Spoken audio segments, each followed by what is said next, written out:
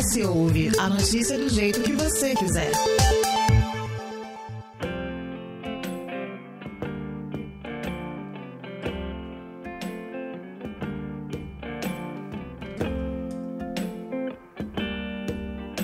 Na semana anterior, nós conversamos sobre empreendedorismo e neste episódio a conversa continua.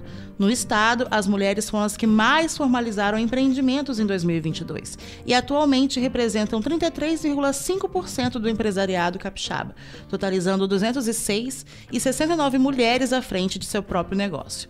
E para falar com a gente sobre isso, a nossa convidada Laís Ribeiro, advogada e maquiadora no Encante Studio, que é uma delas. Seja muito bem-vinda, Laís. Bom dia, pessoal. Muito obrigada pelo convite. Estou muito feliz. Espero que essa conversa seja muito enriquecedora para todos aí que estão ouvindo. Este episódio do ES Ouve é um oferecimento do Sebrae, que sabe como pode ser desafiador gerenciar um pequeno negócio, mas também sabe como é gratificante vê-lo prosperar. O Sebrae possui uma ferramenta incrível para facilitar o seu dia a dia, o app do Sebrae. Você pode ter acesso a planilhas de gestão financeira, emitir o boleto da Aspar ao MEI e também obter orientações valiosas para vender mais em marketplaces e encontrar fornecedores confiáveis. Além disso, o app Sebrae também oferece cursos e conteúdos práticos para ajudar a superar os desafios diários da sua empresa. Não perca mais tempo e baixe agora mesmo o app Sebrae. Ele está disponível nas principais lojas de aplicativo. É isso, Laís. A gente conversou semana passada com o Ramon, que deu uma mudada na carreira durante a pandemia. Mas você começou antes, né? E aí eu queria saber como que você tenta conciliar as atividades que você tem como advogada e maquiadora no Encante Studio. Como que foi começar antes da pandemia e ter que passar por ela já com seu negócio? Olha, atualmente a maquiagem é a área que eu mais gosto de atuar, porque é até um pouco frustrante. Eu fiz 5 anos de faculdade, passei logo na OAB, e aí eu estava muito encantada ainda com essa ideia de ser advogada, de atuar, de fazer justiça e tal. Mas eu acho que muitas pessoas que cursaram direito, se formaram, concordar comigo, que na prática é muito diferente. Tudo aquilo que a gente imagina é muito frustrado pelas discussões com os próprios operadores do direito, é muito subjetivo, tudo, decisões e tal. E aí é uma coisa que não tem como dar uma garantia para o cliente que te contrata. E na maquiagem já é totalmente diferente. A pessoa chega feliz, o resultado só depende de você e de quem está ali sendo o cliente. O resultado é sempre feliz. Então é uma coisa que me faz muito bem. Sobre retorno financeiro, eu sinto que eu tenho mais sucesso no estúdio, porque eu tenho amigas que estão... Para quem acabou de se formar, né, isso? Eu tenho amigas que estão trabalhando em escritório e, assim, ganham metade do que eu ganho, principalmente em época de formatura, de casamento e tal. Chega a ser um resultado muito bom. Mas aí entra a questão de organização. Tem meses que são muito bons, mas tem meses que são muito ruins também. Então você tem que ter visada para empreender nessa área. Dividir o seu retorno para que ele dure ao longo dos meses, do ano, e você não passe dificuldade. E esse foi o maior desafio durante a pandemia.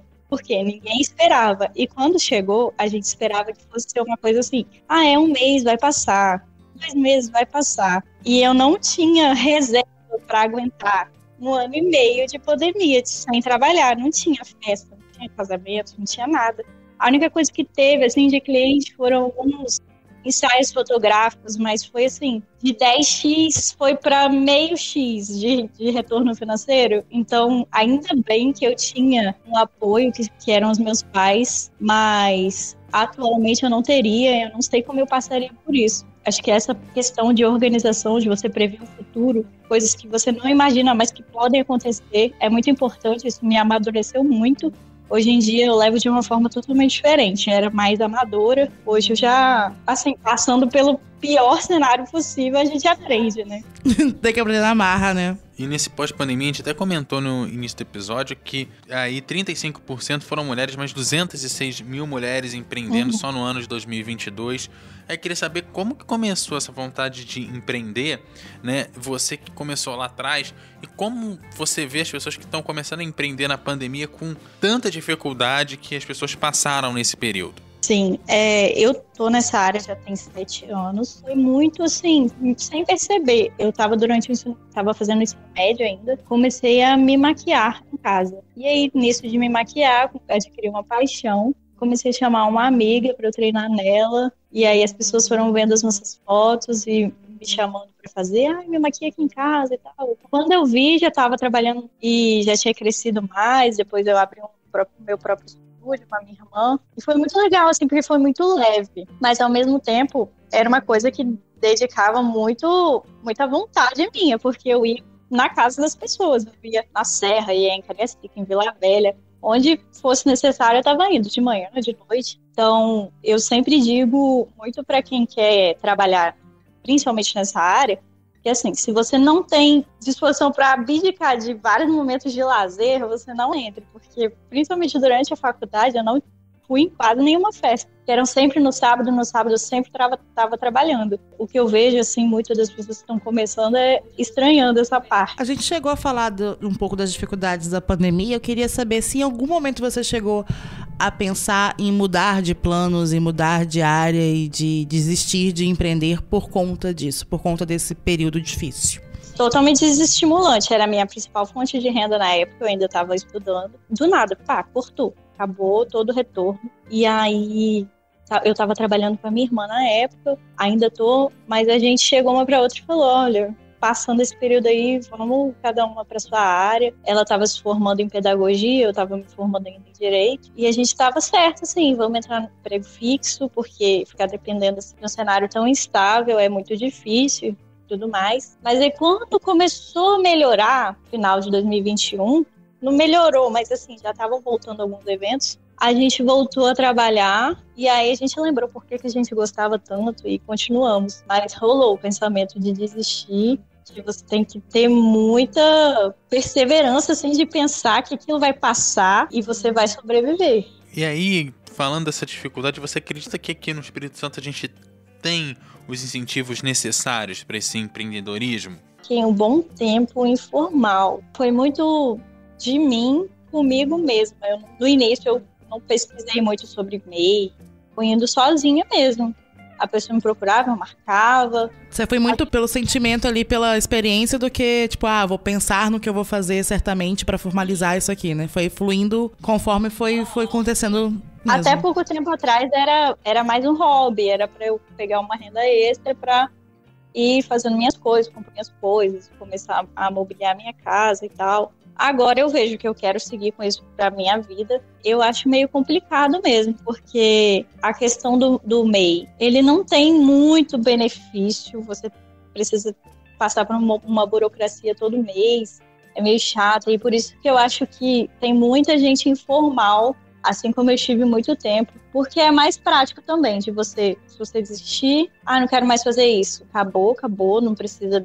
Falta, assim, um incentivo mesmo, eu acho que as pessoas não visualizam quais são os benefícios de você se formalizar. Ter uma ajuda financeira quando você estiver doente, questão previdenciária. Muita gente não sabe e não é informada, eu não vejo isso circulando muito. E olha que eu tô nesse meio, né? Essas informações são muito precárias. Este episódio do ES Ouve é um oferecimento do Sebrae, que sabe como pode ser desafiador gerenciar um pequeno negócio, mas também sabe como é gratificante vê-lo prosperar. O Sebrae possui uma ferramenta incrível para facilitar o seu dia a dia, o app do Sebrae. Você pode ter acesso a planilhas de gestão financeira, emitir o boleto da Aspar ao MEI e também obter orientações valiosas para vender mais em marketplaces e encontrar fornecedores confiáveis. Além disso, o app Sebrae também oferece cursos e conteúdos práticos para ajudar a superar os desafios diários da sua empresa. Não perca mais tempo e baixe agora mesmo o app Sebrae. Ele está disponível nas principais lojas de aplicativo.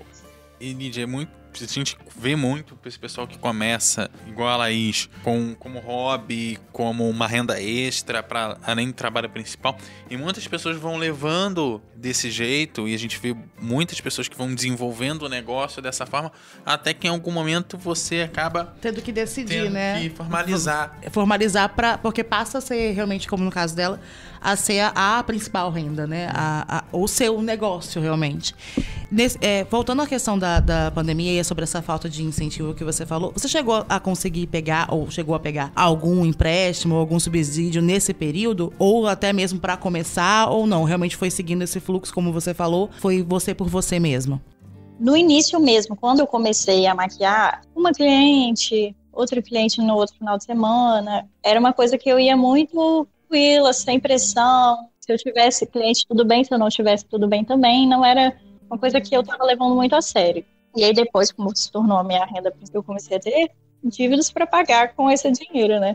E aí durante a pandemia, eu recorri a familiares para me ajudar a controlar as dívidas naquele primeiro período, mas depois o auxílio a empreendedores que o governo providenciou, eu consegui dar conta. R$600, mas me apertei e consegui fazer aquilo ali com algumas clientes que ainda tinham durante o mês e deu certo. Mas eu terminei esse período aí com uma dívida legal para pagar. E aí esse mercado de beleza e tal, é uma área que cresce muito, que nunca falta cliente. Então, quando começaram a voltar os eventos, já começou a voltar bem o retorno. Então, eu consegui equilibrar isso aí. Mas, durante a pandemia, eu precisei me organizar. Abdiquei de muita coisa que eu fazia para não ter mais dívidas, né? Todo mundo, eu acho. Como você vê esse cenário do empreendedorismo feminino, que a gente vê que vem crescendo, cada vez mais a gente vê mulheres à frente do negócio. Como você vê agora elas também sendo o carro-chefe da empresa? Ai, gente, eu acho maravilhoso, porque assim, aqui em casa eu ganho mais que o meu marido. E acho isso muito legal, porque por muito tempo a gente não era levado a sério, né? Vou empreender, era sempre relacionado a alguma coisa assim, ser manicure, não sei o quê. Nunca era associada a cabeça de um negócio. Com o tempo isso vem mudando, a gente está se especializando bastante. Atualmente isso vem mudando, acho que por conta da mídia também. Termina mais as informações, o conhecimento, cursos são muito mais acessíveis, tem muitos cursos técnicos para começar a empreender do governo, gratuitos mesmo, e eu acho que isso é muito importante para trazer as mulheres para o empreendedorismo, porque por muito tempo as mulheres nem poderiam trabalhar, né? E aí sempre foi o homem como chefe da família, a gente não tinha acesso a tudo, e agora é tudo muito mais acessível, até mesmo grupos de estudo voltados para isso. A gente tem muito mais acesso à informação. Pegando esse gancho seu, você acredita que, então, tipo, isso é um reflexo de outras mudanças que já vêm ocorrendo na nossa sociedade, né? Que fazem as mulheres quererem se emancipar nesse sentido financeiro? Com certeza, porque atualmente, mais do que nunca, principalmente aqui no nosso estado, a violência doméstica é muito, muito expressiva. Abuso psicológico que as mulheres sofrem dentro de casa, muitas vezes por serem dependentes do marido, está sendo muito mais visto, e por isso eu acredito que o empreendedorismo feminino também tenha extrema importância, porque serve para emancipar essas mulheres e saírem desses casos tão problemáticos dentro das famílias, que às vezes a gente não tem visibilidade, mas só quem está ali dentro sabe. E aí é muito legal, sabe, porque é uma forma de dar poder a essas mulheres sem precisar de tanta burocracia, dentro de emprego formal. Às vezes ela está fazendo uma coisa que ela gosta mais do que estaria sendo ali, para quem não tem ensino médio, ensino superior, por exemplo, consegue fazer mais coisas do que seria com uma CLT, por exemplo. Este episódio do ES Ovo é um oferecimento do Sebrae, que sabe como pode ser desafiador gerenciar um pequeno negócio, mas também sabe como é gratificante vê-lo prosperar. O Sebrae possui uma ferramenta incrível para facilitar o seu dia a dia, o app do Sebrae. Você pode ter acesso a planilhas de gestão financeira, emitir o boleto da Raspar ao MEI e também obter orientações valiosas para vender mais em marketplaces e encontrar fornecedores confiáveis. Além disso, o app Sebrae também oferece cursos e conteúdos práticos para ajudar a superar os desafios diários da sua empresa. Não perca mais tempo e baixe agora mesmo o app Sebrae. Ele está disponível nas principais lojas de aplicativo.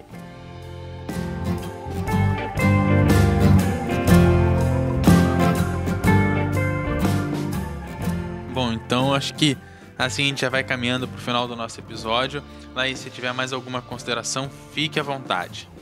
Eu incentivo muito, sempre falo para as minhas amigas que se elas tiverem vontade de pegar um hobby, transformar como tão, super vá atrás, porque se você gosta de fazer alguma coisa, vai te dar retorno, com certeza. Quando você gosta, você tem mais motivação de prosseguir. Às vezes você está numa coisa que você não curte, seus dias não são felizes, o retorno financeiro não é legal. E aí, fazendo uma coisa que você gosta, você vai mudar totalmente a sua vida. Você vai ter retorno financeiro fazendo uma coisa que te deixe feliz, que se você está feliz, as pessoas que compram e que usam seus serviços, elas vão ficar felizes também. Porque uma coisa que as minhas clientes falam muito assim é que dá para ver o quanto a gente gosta de fazer aquilo e por isso o resultado é bom. Vai ser bom se você gosta de fazer. Então, se você tem vontade, no início é desafiador, tudo que é novo é desafiador, mas siga em frente, vai ser ótimo. E eu tô aqui para desejar sucesso a todos que quiserem começar um negócio. Obrigada, Laís. Lembrando que aqui a gente te convida a debater, a refletir e, sobretudo, a se informar. O ES Ouve tem edição de Eduardo Couto, texto e produção de Lídia Lourenço e a direção de jornalismo de Daniele Coutinho. E é isso, até a próxima. Até a próxima, pessoal.